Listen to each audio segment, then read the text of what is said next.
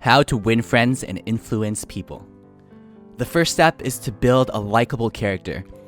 I remember when I worked in retail, every 2 weeks I'd walk to the bank on the other side of the mall to deposit my check. And this one time, as I walked into the bank, the teller gave me a huge smile. Naturally, I smiled back. And then she complimented me on the tie I was wearing and asked me where I bought it. I could tell she really meant it because she seemed so sincere.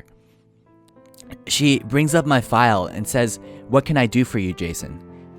I was taken back a bit because of how rare it was for someone I've never even met to call me by my name. At the same time, it made me feel really good inside.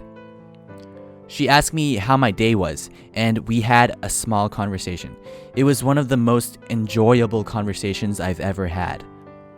In the end, she gave me a receipt with a thank you on the bottom.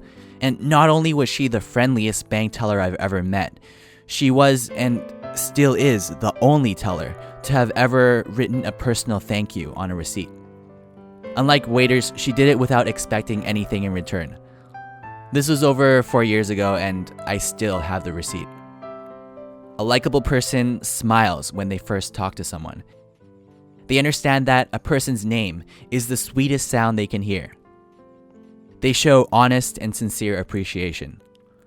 They are genuinely interested in other people. They are good listeners and encourage others to talk about themselves. They make others feel important. My high school had a typical cafeteria environment where different groups of people sat in different areas. The smart kids were here, the punks were there, the gangsters were there, and some of the people with no friends just walked around everywhere.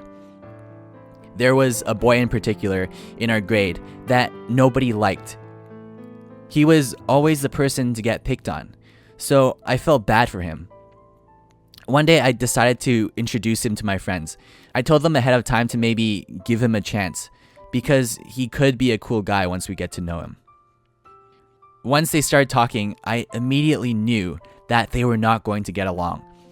I think we were talking about how cool it would be if one of our classes only had exams and assignments instead of having homework every day.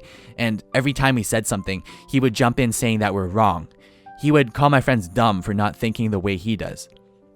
Long story short, he didn't become our friend. Likeable people avoid arguments. They don't criticize. They respect other people's opinions. When they're wrong, they admit it quickly and emphatically. They see things from the other's point of view. Being likable is only the first step to making friends and influencing people. People follow likable leaders, but the best way to get someone to do something is for them to actually want to do it. When Napoleon's army was tired and demoralized, instead of saying, "Come on guys, you are not paid to sit around," he talked in terms of the other person's interest.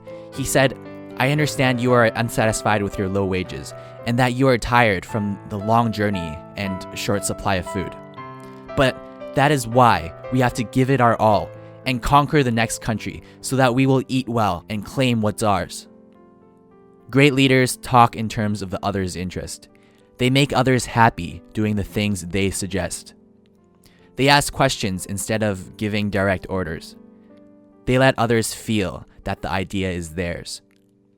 They dramatize their idea by appealing to nobler motives. We will eat well and claim what's ours. Sometimes influencing others requires us to make suggestions that differ from the other person's. Let's say your best friend was about to go on a date, and his shirt kind of smells. A likable person doesn't criticize, but will we really let our best friend go out with the love of his life wearing a shirt that smells really bad? No, of course not.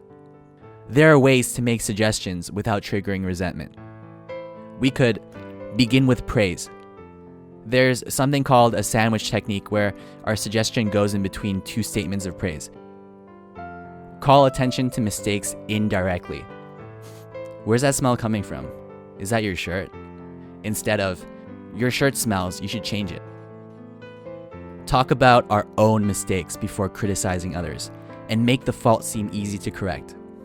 Good thing I'm here to tell you your shirt stinks. I went out with this girl last year and no one was there to tell me. let others save face. Let's say the CEO of a company makes a speech and messes up on one of the numbers. How embarrassing would it be if someone were to correct him or her in front of everyone? A better idea would be to tell them afterwards when no one is around.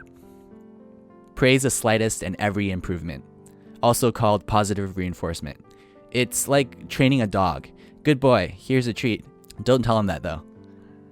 To recap, become a likable person. Make others want to do the things you suggest, and make suggestions to others without triggering defensiveness. I hope you learned a thing or two, but most importantly, I hope you enjoyed watching this video, because that's what it's all about. For more animated videos like this one, you can subscribe by clicking here. I'll see you next week.